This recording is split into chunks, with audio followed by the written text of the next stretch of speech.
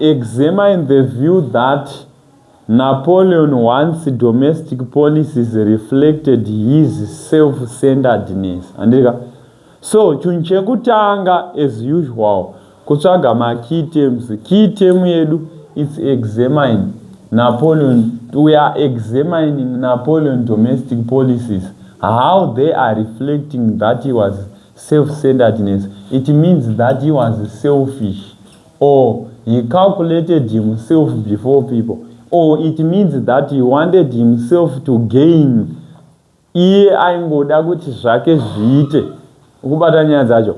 Saka panapa pari kunzi izvoni, panapa pari garava, panapa pari kunzi, panapa pari kutsanangurwa pachinzi izvoni examine. When examining, we have said that we are taking a deep analysis whereby we are outlining the positive and the negative impact. But in this case, our positive impact is to take note of the fact that yes, Napoleon displayed his self-centeredness. However, Napoleon was selflessness, and it means that he was someone who implicated policies that benefited everyone. Today, so Maguti candidates are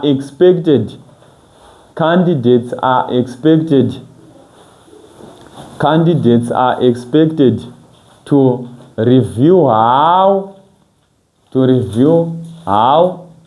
Napoleon, how far Napoleon displayed his self-centeredness. How did he display that? Napoleon was a self-centeredness.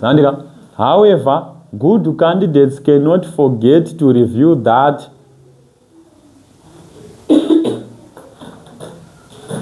Tati anenge aita seya opposite yacho ndiani? Selflessness. Saka panapa takuburitsa uchi self-centeredness.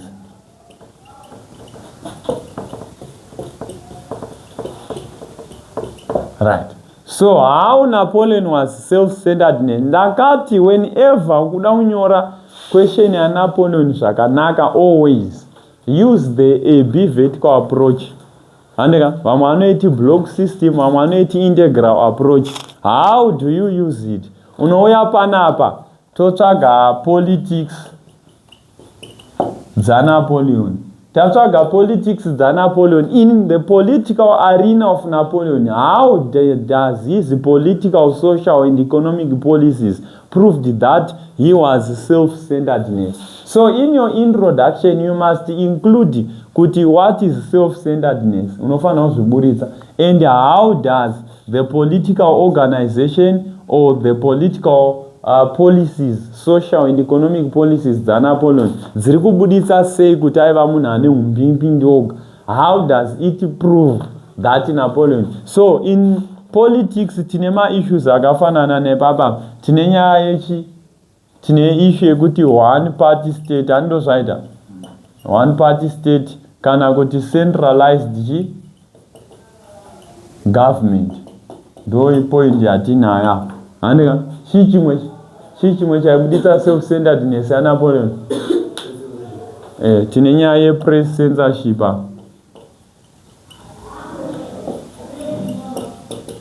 What else? Absolute monarchy. Kandosa ishika. One party state. What else? Iyo inogona kunyorwa ichinzi. Aiwa.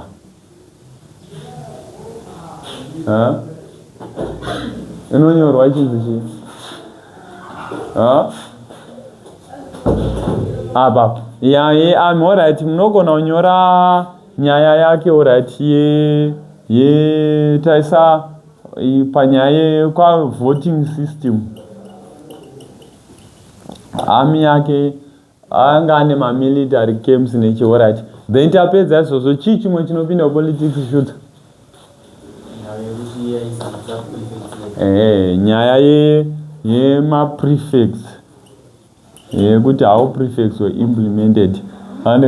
Then tiri ipapo tobva taenda pa-economic system. Pa-economic system etora hako mabhuku avo datora.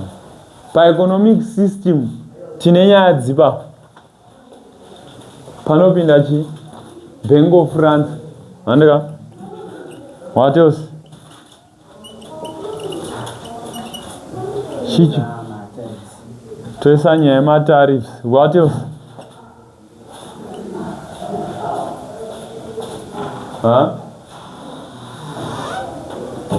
What else tinopinda?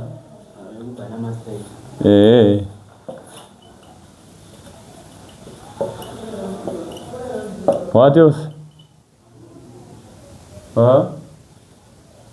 Tine futi nyaya yeagriculture.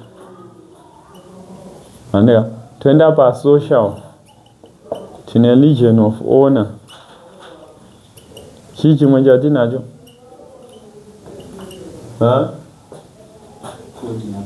Tine code Napoleon. Toita concordat. Handiti atowanda mapoints. Ona when you are writing wamanaka imimi itai order. Saka panapa zvatinoita panapa ndezvekudai so. Handiti whenever you are writing kana kuti paunenge uchinyora nyaya dzako iwewe mapoints haangoerekana angobairirwa.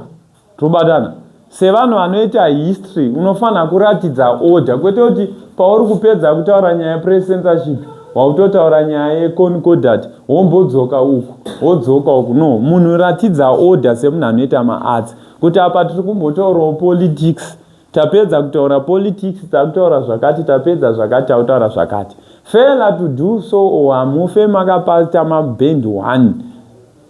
Tukurana isusu hatisi kudzidzisana kuti tingonzi tinesika, tiri kudzidzisana kuti tiite ndo mandate yedu. Zvekumasiizvo hao unenge utori murong class.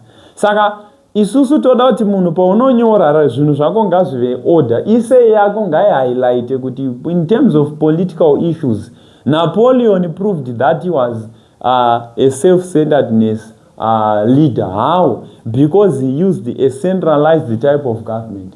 When he used the centralized type of government, decision making was upon him.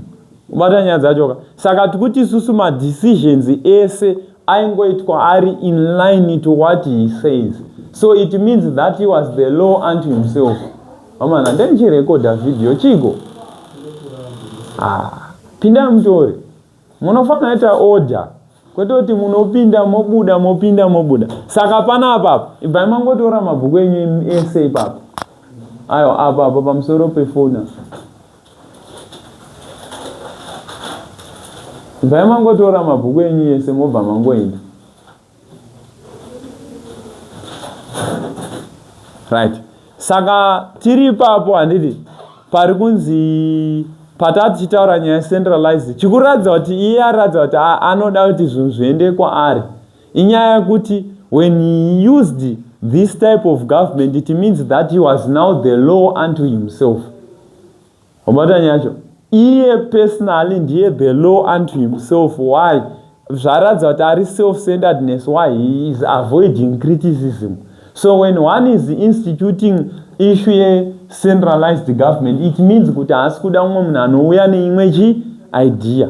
Zvaratidza kuti aida kuti power rirambe riri mumaoko ani ake chete. Then toenda up furthermore in terms of press censorship Napoleon proved his self-centeredness because before he came to power there were more than 5 or 8 newspapers that were circulating in France, both that were loyal to the government and both who were loyal to opposition. But when he came to power by 1804 only 4 newspapers were now circulating in France. Why 4 newspapers were circulating in France? It was the fact that he wanted to avoid criticism and he did not want people to expose himself through my writings or my publications. andika saka zvakapruvha kuti ari self-centeredness waye haasi kuda kuti pawane mumwe munhu anowana mukana wokutaura zvinhu zviri negative about his political career sadhat anoramba akamaintaina power vanhu vachiti munhu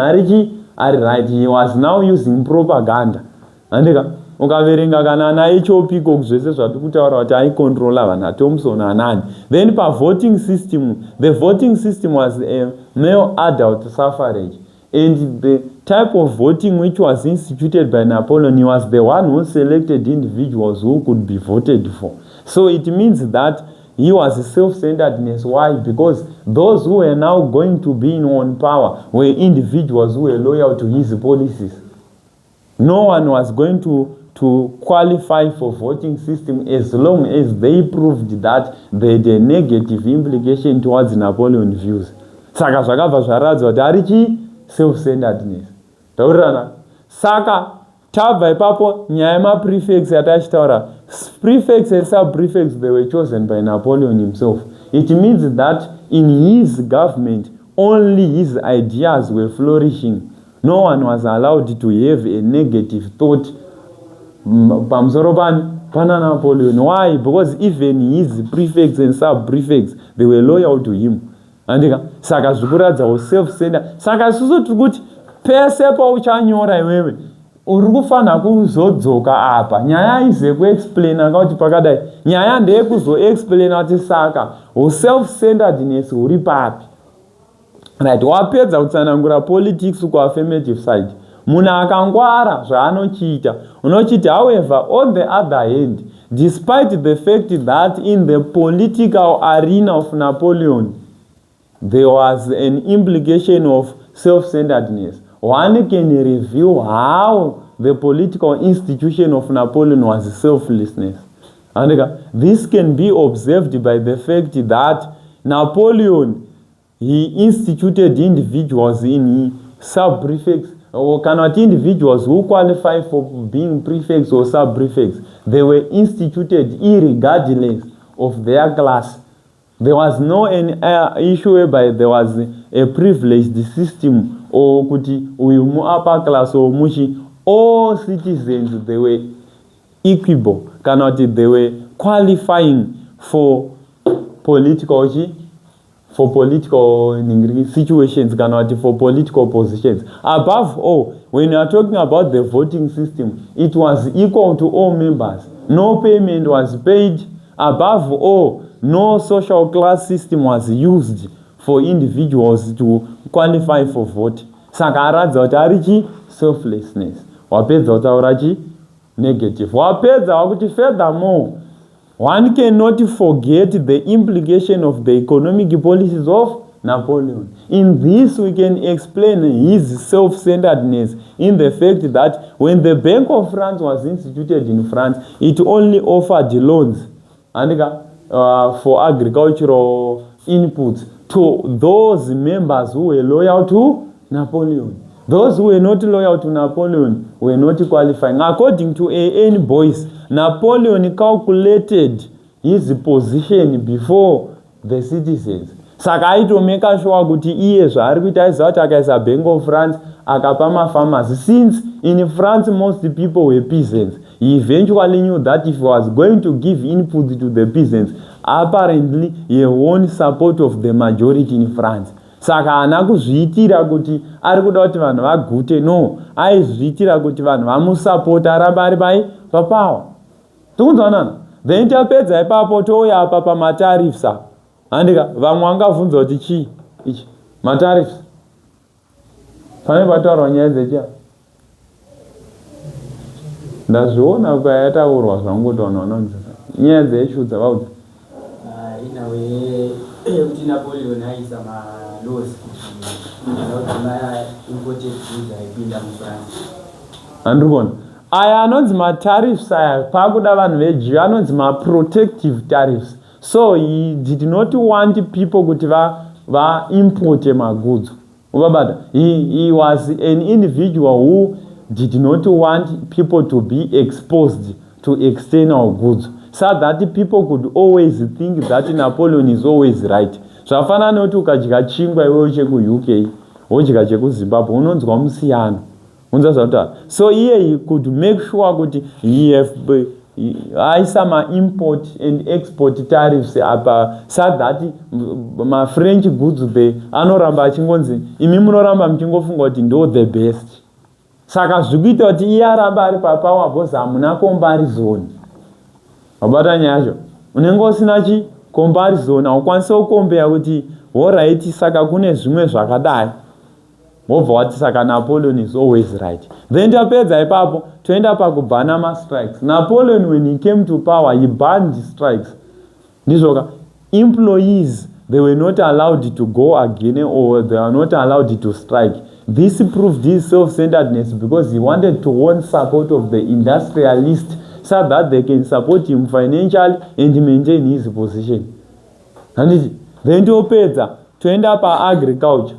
In terms of agriculture, it was improved by several ways such as invention of machines, the use of hybrid seeds and whatsoever. But in this implication, agriculture, these inputs or the production, it was only provided to those who were loyal to Napoleon. Those who were not loyal to Napoleon, they never enjoyed land distribution in France. Though land was returned to the peasants, it was only provided to those who were well-known loyal to Napoleon and his policies. And it saka zvaingoita kuti iye maintain power because he eventually knew that everyone by this time France was agro-based. So everyone was going to support him because they wanted to occupy land. Saka for the sake yekuti uda kuguta unosapota unoita kuti urambe uchita sei uchiguta. Then tapedza wakuti despite the self-centeredness of the economic policies of Napoleon, Napoleon instituted his selflessness in terms of the economic activities. How? By the introduction of the Bank of France, this stabilized the economy. And there was now new paper currency in France. And it benefited all individuals, despite the party you support, despite your gender. Everyone akafara. Ipapa pawaigona pa social, alright, do matter. Then apa pakuti Napoleon banned strike. It was something good for the economy. Why? Because when he banned strikes, the production increased. Yemunyika. Ubadanyacho. Then tapedza ipapo tobva tauya panapa pa munopati pa touya pa munopati pachi panhingirikini pa social what. Furthermore, in terms of the social factors, we can institute the issue of self-centeredness when Napoleon, in terms of education, Napoleon in his educational policies, education was only permissible to male members in the society. Why? And he banned Napoleon in his educational policies, he banned the study of philosophy and literature. And this was done for him to avoid the criticism, because those who study history and philosophy, they are well known for criticism. So according to Agatha Rams, he stipulated that Napoleon wanted to create the docile people. Docile people, these are individuals who do not argue. So he eventually knew that by the time he introduced the technical subject and all science subjects and engineering, it is going to maintain a population whereby very few or no one was going to have the mindset to criticize him, because havana that intelligence. Why? Because vanava vangori into field of engineering and whatsoever, havasi into politics. Because they akabvumira philosophy zvaireva kuti nekuma university individuals were going to study political science, law and whatsoever, it was going to expose him. Saka akabva azvibhana, proving his self-centeredness. Then tapedza toenda pa Legion of Honor.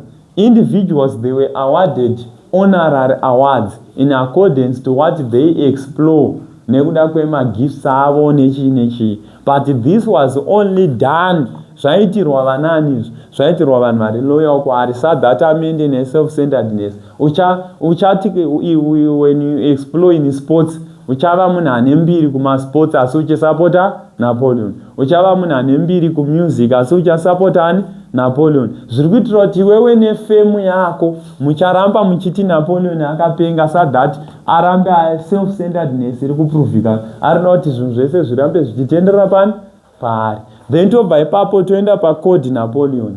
And this code Napoleon, it was mandatory using my ideologies of the Roman Catholic. And the Roman Catholic Church, my issues in terms of marriage. And this code Napoleon made divorce impossible. This won support to him, to most individuals, and his venika. They support a Catholic religion, vamwe Catholic in France, and eventually you foot in France, most of them are Catholics. By applying the code Napoleon, he won support of the majority. Same applies Nepa Concordat. With the Concordat, it was when Napoleon signed the Concordat with the Pope, whereby religion was reintroduced after being banned by the Thermidorians, Seleucian, Hittite, and Zoroastrian. So, according to him, he said that a state without religion is like a sheep without a raider, as according to David Thompson. So, by introducing this ideology, he won support of the majority in France, because many individuals in France were Catholics. Saka zvakabva zvaita kuti aburitse self-centeredness. Then you walk out, no, Napoleon was selflessness. Why? Education, which was introduced in France, was enjoyed by everyone, irregardless of their class. Not before the revolt, before Napoleon's era, only the first state and the second state, they enjoyed the right to education. But the sons and daughters of individuals of the third state, they did not enjoy my right to education, not vainzi varombo. But he approved kuti munhu wese ngaende kuchikoro. Then tapedza ipapo pakuisa Concordat, it was a good move because most people in France, they were Catholic to the bone marrow. So by introducing religion again, he gave them the right to express themselves. Vakukwanisa kuwana liberty, vakuwana fraternity yekuexpressa maviews avo vari kuchechi vachifara. So he proved kuti ari selflessness. Ndo manyorerwa aitwa isei. Saka tiri kuti usade kutenderera uchimhanya kuti wambonyora politics wati no, zvinhu ngazvingonzi ukapedza unyora mapoints ako 1 2 3 apa unyora 1 yeuko 1 2 3 apa 1 yeuko asanowanza inini maideas angu mabuditsira ndoita ndonatsoradza kuti apa ndakudai inoda munhu ari careful. Wababa hauzofane kubhowa futi examiner wakutanga kuti however politically no ngazvigare